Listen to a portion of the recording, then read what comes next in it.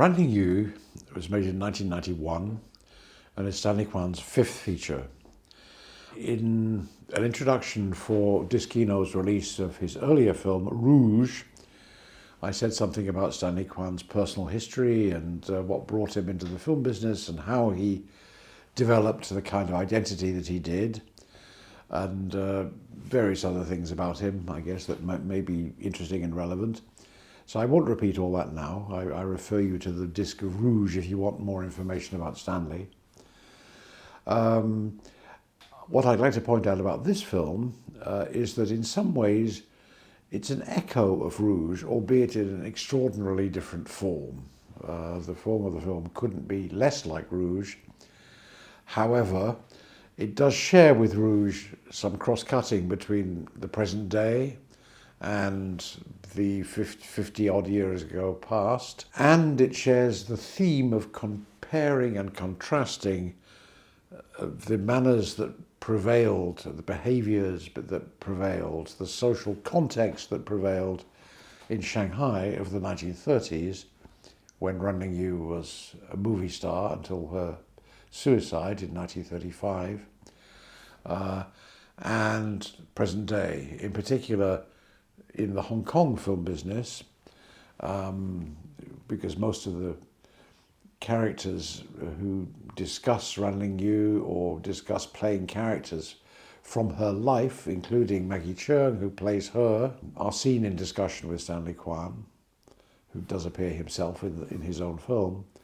And we are treated to certain little fragments of conversation between them. Nothing is very extended, and it's not pretentious in any obvious way. It's not a sort of meta-fiction that hangs over the biopic aspects of the film. But it turns the film into something really quite unique. I don't believe any other film has ever attempted anything exactly like this. It is a kind of biography of the actress Running You. However, in order to avoid the kind of melodrama, the detailed, dramatic exploration, melodramatic I should say, exploration of her love affairs, her infatuations, her relationships with directors, and this kind of thing, Stanley uses the modern day's material, most of which is in black and white, to serve the function of filling in bits of the story that it would be tiresome to dramatize.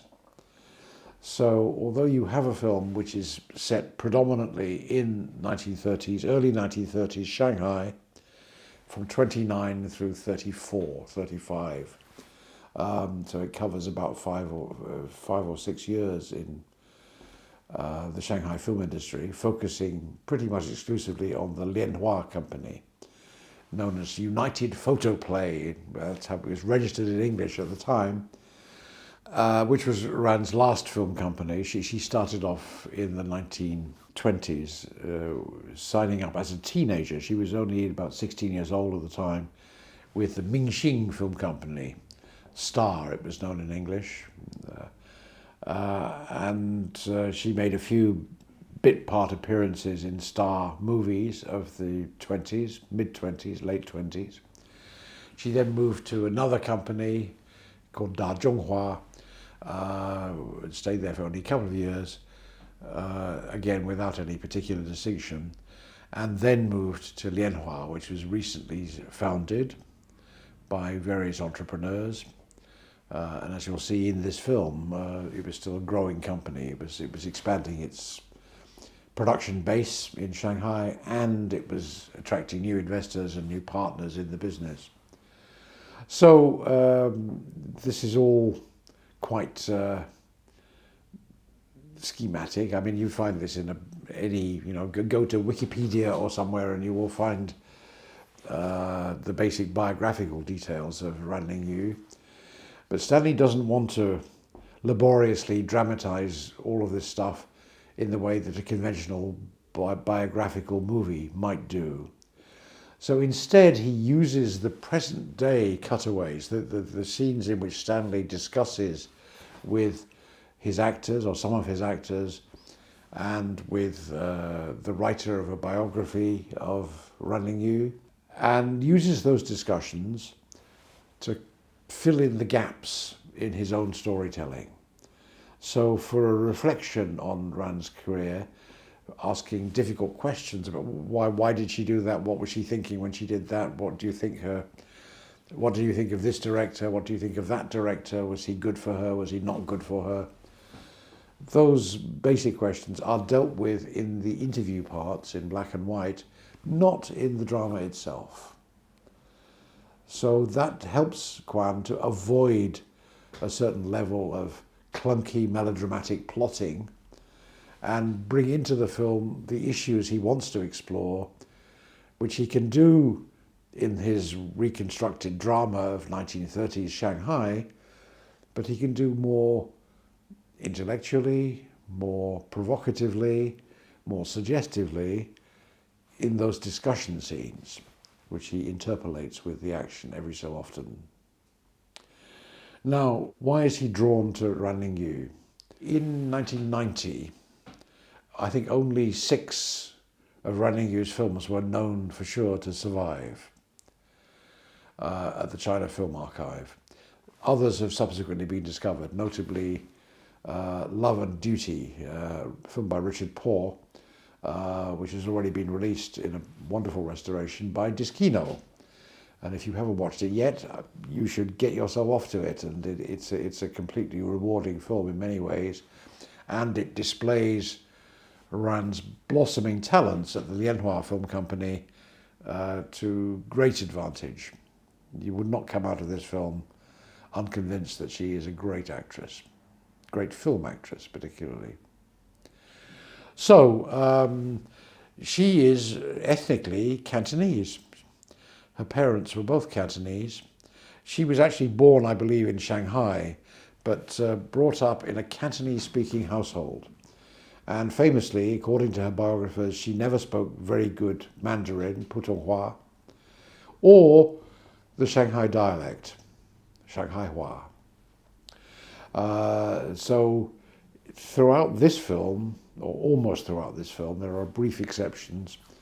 Her sometime co-star Lily Lee tries to teach her to improve her Mandarin, presumably in anticipation of the coming era of talkies. But Ran's career was entirely in silent cinema because although the earliest talkies in China date from about 34, a year before she killed herself, they didn't take over the Lianhua Company until after her death. Anyhow, she's Cantonese. In fact, some of the films that she appeared in have credits in both Chinese and English. And if you see one of those films, particularly early films directed by Richard Poor for Lianhua, you'll see that she had an English name, which was Lily Yun. Ran is Yun in Cantonese, and Lily was obviously her assigned English name. In Cantonese, her Chinese name is Yun Ling Yong. So that is one thing that drew Kwan to his lead character. They share a Cantonese identity. The other thing was that in, I think, 1990, the Art Centre in Hong Kong struck a deal with the Beijing Film Archive, which was at that time more cooperative and helpful than it is in more recent years, and showed Ran Yu's surviving films, the 6 that were known to survive at that time. And Kwan went to see them. He was curious and wanted to have a look, and so he saw all 6 films. He emerged, first of all, convinced that Ran was one of the great screen actresses, which I think is entirely correct discovery. I mean, I would share his view. She's at least the equal of any American silent movie actress. And at the same time, he had in his mind the thought that somehow Ran's image merged in his head with that of Anita Mui, the star of his film Rouge. However, Anita, for personal reasons, didn't want to film in China, particularly not in Shanghai. So he had to give up the idea of making a film about Ran Ling Yu with Anita Mui. So he had to cast around for other examples. And the person he came to was somebody he had worked with before on his fourth feature, Full Moon in New York, was Maggie Cheung. And Maggie Cheung was also somewhat dislocated in her present activity as an actress. She was not trained as an actress, for one thing. She was, I think, born in Hong Kong, but raised entirely in England, and she was more fluent in English than in Cantonese. But because she was, an ambitious young woman and she looked terrific, she decided to go to Hong Kong to try her chances, see what she could do. And she took the traditional route for a starlet. She was a beauty pageant contestant. I don't think she won the pageant that she took part in, but she did come second, and it was quite enough to attract the attention of the fashion industry, who wanted her as a model, the singing industry, who urged her to sing, which she resisted to a large extent, and ultimately the film business. And she acted in a lot of extremely forgettable films without any acting training and without any particular ambitions to make it on screen. Mind you, the films that she was appearing in at the outset were so unambitious aesthetically that there was nothing for her to aspire to. I mean, there was nothing she could have done that would have improved the level of those films. Curiously, what you see in this film, in Stanley Kwan's film, is probably the moment when Maggie Cheung comes to terms with the fact that to apply herself, she needs to really be an actress and to take the work seriously. She needs to be selective about what job she takes in Hong Kong movies, and she needs to apply herself to it and put in the work. It's thanks to the appearance in this film that she goes on to be in Wong Kar-wai's most famous film, In the Mood for Love, Hua Yang Nian Hua, in which again, it was a very protracted shoot, as you maybe know. It took something like 2 years to get this film fully shot. Well, it was shot and then reshot in a different place. So it's a complicated story, which we don't have to go into, but it must have been brain-freezingly irritating for the actors to have to go through this again and again and again, as Wong Kar-wai kept changing his mind about what exactly he wanted, and then doing it, not only having done it at length in Hong Kong, to do it all again in Bangkok's old Chinatown. But for her, it was absolutely a learning process. It was the film that definitively marked her out as a serious, concerned, engaged actress. And it's, I think, not entirely a coincidence that she, not very long after making Wong Kar-wai's film, she was married to the French film director Olivier Assayas and appeared in a couple of films for him. So she has for her, it's a career of gradual learning and gradually expanding ambition, having, as I said, had no formal training in acting, screen acting, and having started out terribly young. I mean, almost dangerously young. And one of the things that's recorded in this film is the moment when she recognizes to herself that her career in many ways paralleled that of Ran Ling Yu. She also started young. She also was exploited by many male bosses in the film business. She had no particular ambitions to make it as an actress, as a serious actress. She didn't consider acting to be a serious business at the outset, and learned only gradually through exposure to better directors and more ambitious projects that to be an actor is a decent and honourable and challenging thing to do. So we have a situation where Stanley Kwan has seen 6 surviving Ran Ling Yu films, has found an actress who is willing to shoot in China and is recognising some career parallels between her own career and that of Ran Ling Yu. And he is spending a lot of time researching Ranling Yu in China, meeting everybody he can find who still remembers her. The only surviving director, I think, is the great Sun Yu, and he made a film in '33 called Little Toys, Shawanyi, in which Ran co-stars with Lily Lee. Lily Lee was Sun Yu's star. He was the one he was working hard to make into a real star himself. She was his Dietrich to his von Sternberg, if you like. There were direct parallels because in some of the roles that he created for Lily Lee, he cast her as a character inspired by Dietrich in one or other of the Sternberg series, made around the same time in the early 1930s. So Sun Yu, of course, was one of the few directors in Shanghai or in Chinese cinema period at that time who had studied in the United States. He'd gone over as a literary scholar, but had ended up taking David Belasco's acting course at NYU, I believe, certainly in New York. And he'd seen a lot of films, had met a lot of film people. And by the time he came back to China in the late 1920s, he was very much focused on working on film. And was quite sophisticated, spoke good English, very familiar with American film culture, and presumably had seen a certain amount of non-American film as well as Chinese film.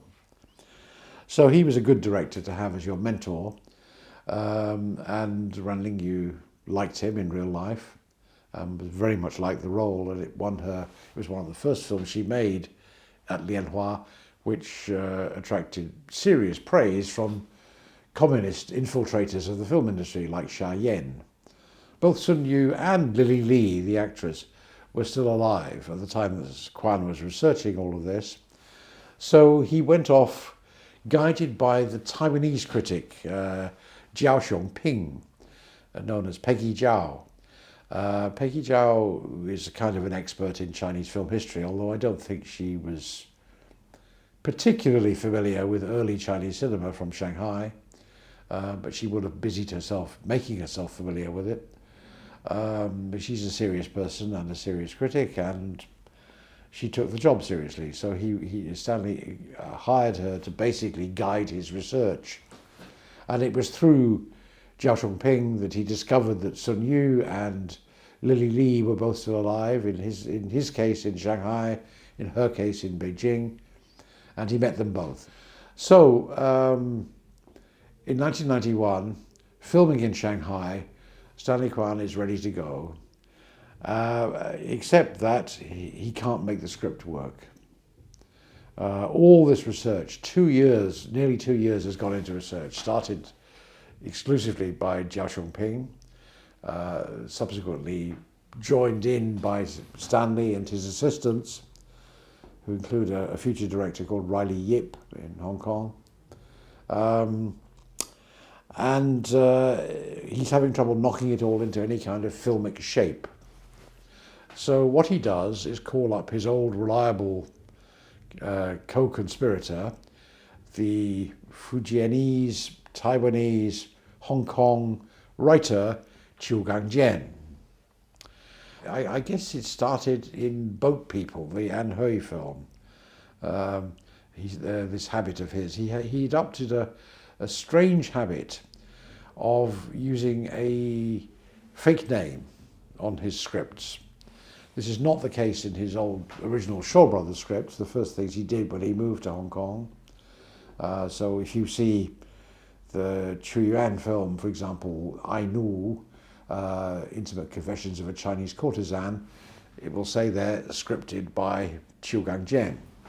However, after leaving Shaw Brothers, and particularly after Boat People, and it was a little bit controversial to film in China for Hong Kong people in the early 1980s, as Anne did. Anne was not scared of it, but she was blacklisted in Taiwan for a couple of years afterwards, more than a couple of years actually, probably several years. So quite a few people were cautious about being seen publicly to work in China at the time for fear of losing the Taiwan market. And Chiu Gang began crediting himself by what looked like the name of a married woman who had kept her own surname and added her husband's. So suddenly this weird credit came up, and it sounded like that of a married woman. Chu Dai Anping, I guess you'd say in Mandarin. Yao Dai Onping in Cantonese. That is the case here. The script is credited to him and the story is credited to Peggy, although there isn't really a story as such.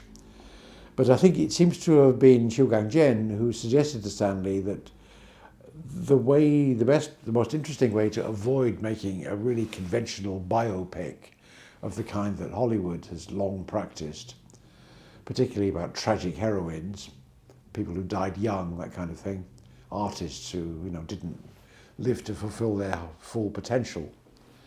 The best way to avoid all of that, or the cliches of that genre, would be something more innovative in structure. That is, a film that would combine historical reconstruction, certain kinds of shorthand or symbolism, together with modern day documentary or quasi-documentary material showing the director of the film, Stanley Kwan, interviewing writer familiar with the life of Ran Lingyu, showing Stanley Kwan interviewing his actors, showing some discussion on the crew, with the crew about the best way to stage something, or whether this take was good or not good, and speaking to everyone to explain how certain things were done. So he's fulfilling a kind of on-screen role of an off-screen narrator. Although you actually see him in these conversations, which are presented as interviews, some of them it's known were scripted, because it was clear that it was already clear in his mind, and I think in Chiu Gang-jian's mind, that he needed to provide certain information, and the best way for doing this without lapsing into melodrama was to add these interview or quasi-interview snippets into the film, set in the present day time frame of the people making the film that we're watching. Now, I said that the film depicts not only Ran's growing sophistication as a screen actress at the hands of various directors. I think Richard Paul, Bu Wan Sang in Mandarin, was the key figure, because he seems to be the one who launched her on a more ambitious path quite soon after she joined Lianhua. And Richard Paul seems to have been an entirely decent man, at least until quite a bit later. I mean, I think his later films are less impressive, but in this period when he was relatively young, he did ambitious work and achieved good work with his actors in particular. And I think Love and Duty is probably the seminal transitional film for Ran Lingyu, because it was the film that really taught her to be an ambitious screen actress.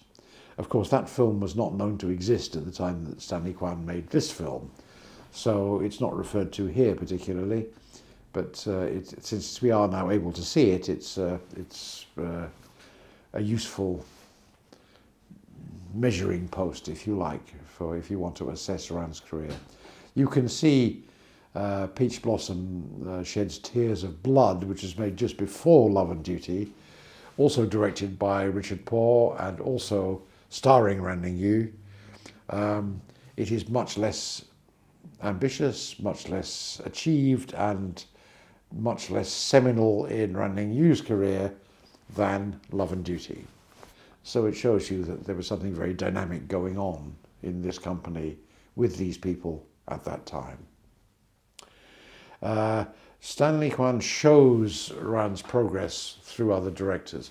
He opens the film with the Lianhua senior personnel, Li Minwei and other people, hanging out in a Shanghai bathhouse, which is entirely realistic. In the 1930s, when people didn't have home bathrooms, it was quite normal for people to hang out in bathhouses, communal public bathhouses, and they still existed. I once went to one myself in Shanghai in, I think, the 1980s. So I don't think you find many now, but still they survived well into the communist era and were still extant. And I believe the one that Stanley Kwan shot in was called Yudechi. It had a branch in Hong Kong as well, which was quite famous. Anyway, the Lianhua executives are having a business chat in their towels and discussing the plan that they have in mind for their new signing, Ranning Yu.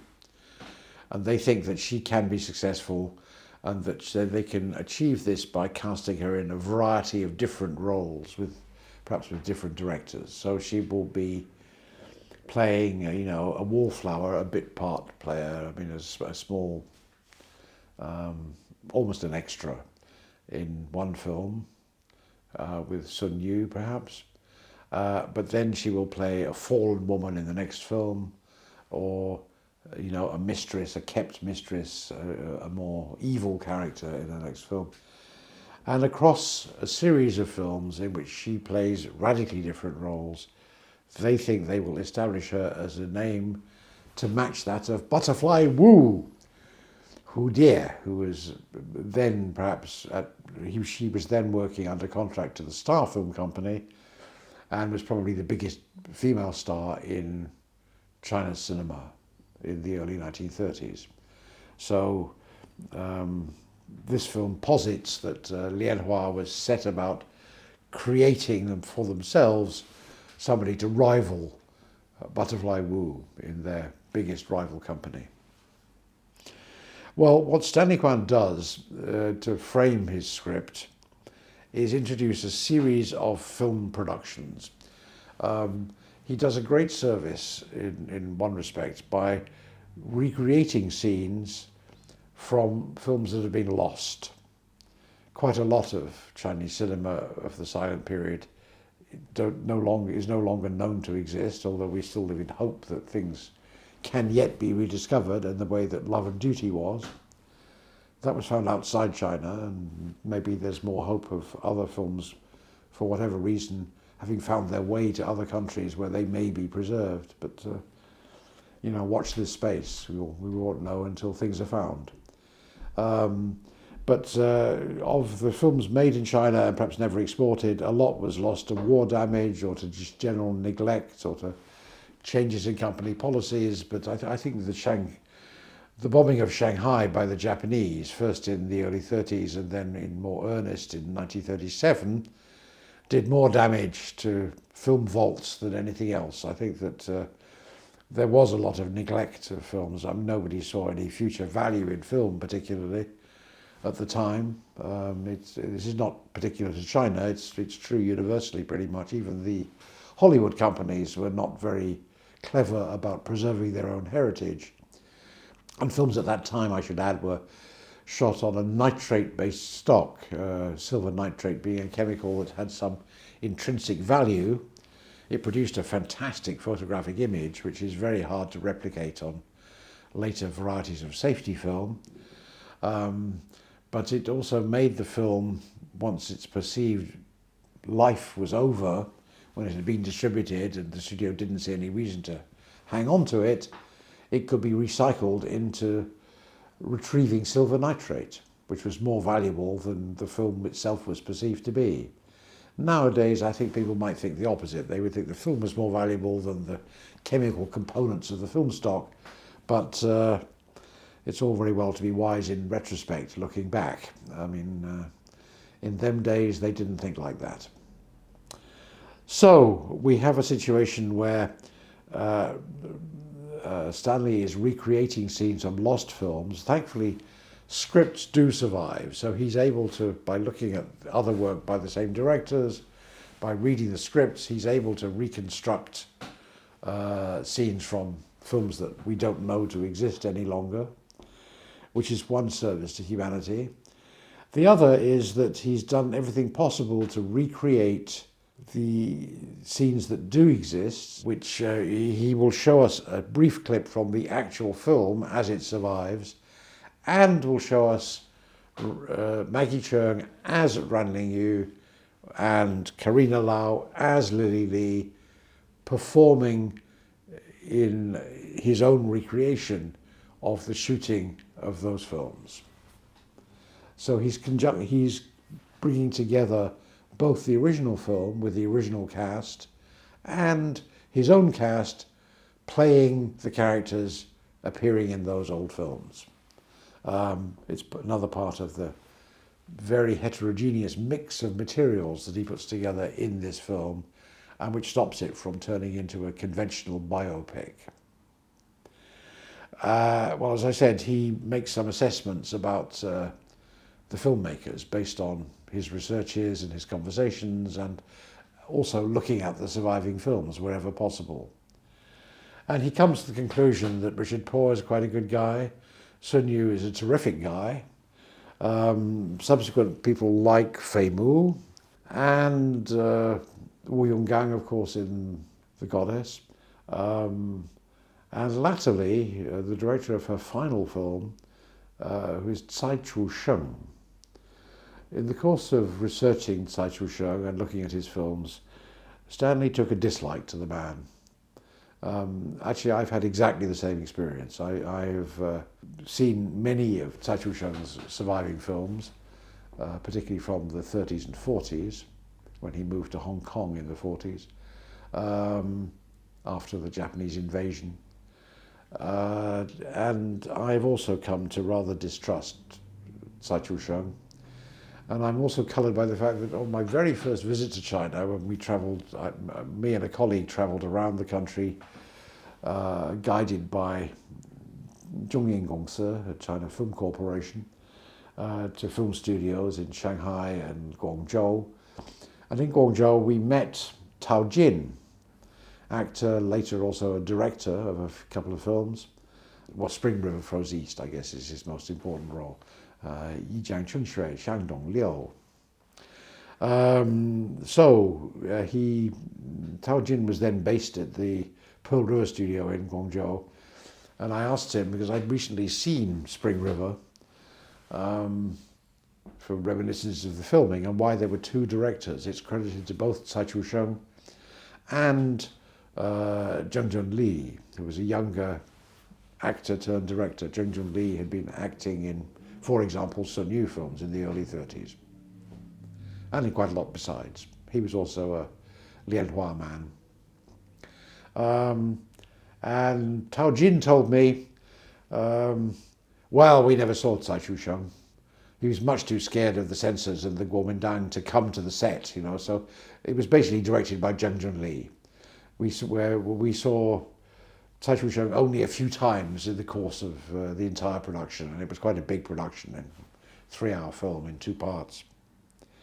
So that gave me a rather negative impression. I had been genuinely puzzled by the co-director credit on Spring River Flows East, and to have it explained by the star of the film was quite helpful, I felt.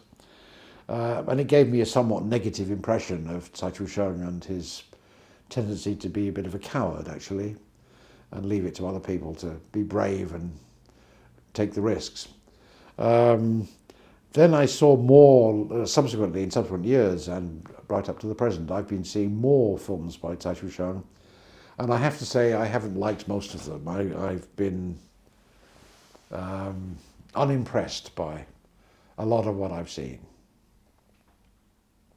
So, I share Stanley's prejudice against Tsai Chu-sheng. He's embodied in this film, for Stanley, by the other Tony Leung, the one who's not Liang Jiawei, but the one who's Leung Ka-fai, Liang Jiahui in Mandarin, who is an ambitious actor who came up. He was discovered, I think, by Li Hanxiang, cast as a young emperor in his very first. So he was apparently a baggage handler at Hong Kong airport at the time when he was discovered. So he's also not at all a trained actor. Anyway, he's had a long and prolific career, perhaps a bit less distinguished than the other Tony Leung, Liang Jiawei. But nonetheless, a sensible guy and quite level-headed in my experience, and eager to do good work. So he plays this character, and I think Stanley, we even see a conversation between them in the course of the film, towards the end of the film, in which Stanley admits that he thinks rather badly of Tsai Shung, thinks that he was a coward, thinks that he was irresolute, and that he treated Ran badly because he professed to have an infatuation with her.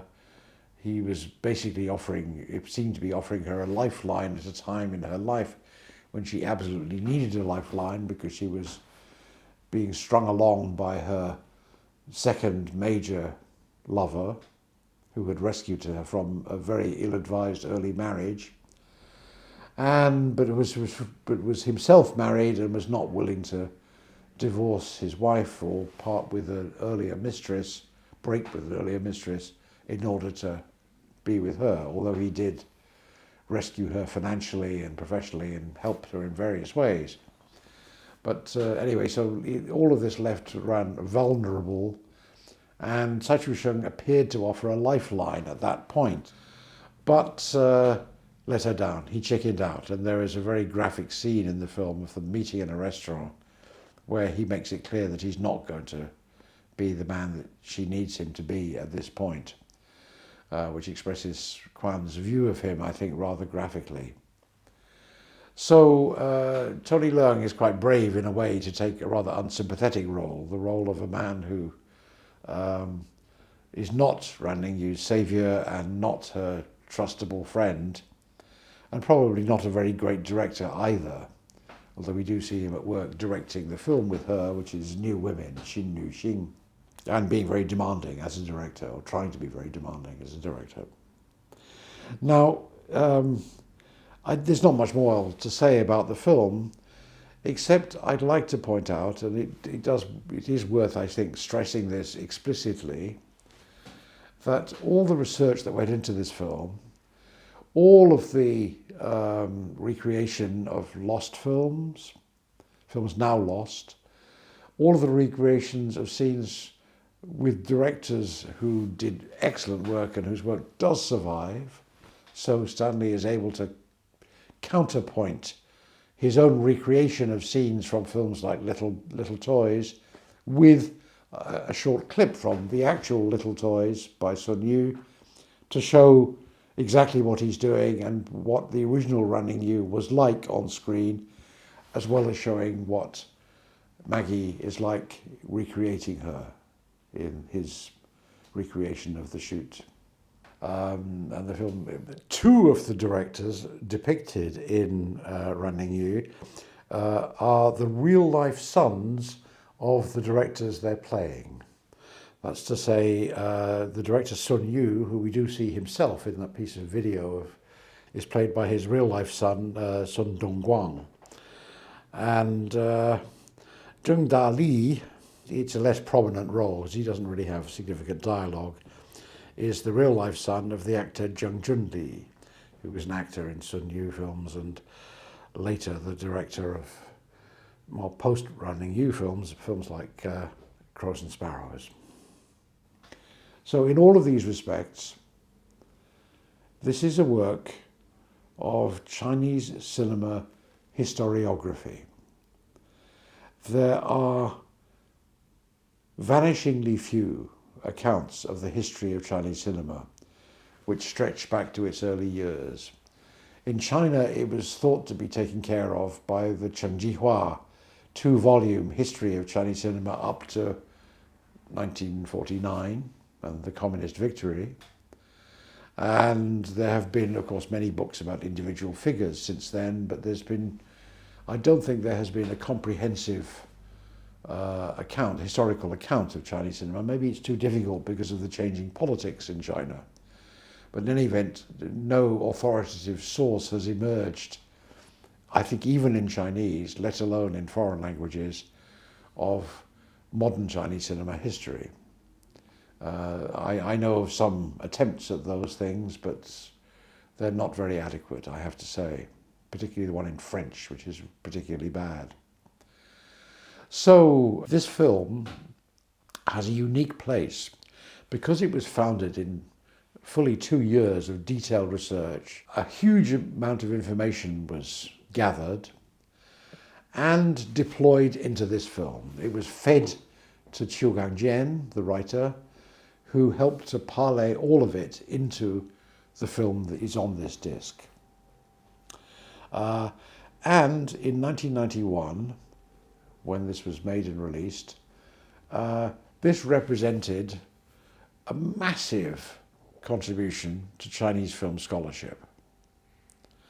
I don't think it's been, the reason I'm stressing this is because I don't think the film has been recognised as such.